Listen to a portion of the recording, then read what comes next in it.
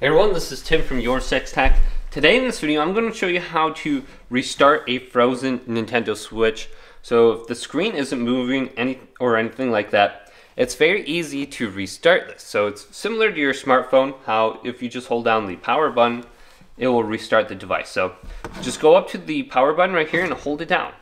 So I'm going to log into my Nintendo Switch. I'm going to hold down the power button on the top.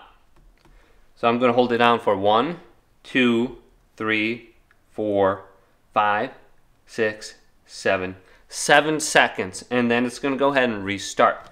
So you can see my screen wasn't frozen. It gave me the power options for like sleep mode and whatever. Just continue to hold down the power button past that screen and it will turn off the Nintendo Switch. Now we have to press the power button on the top and it should turn on now. Here's Nintendo Switch. So this is just a quick little way to just prompt it to restart manually here. But hopefully this quick little video did indeed help you out. If it did, leave it a big thumbs up and subscribe to my channel down below for more tech videos coming up next on Your Six Tech.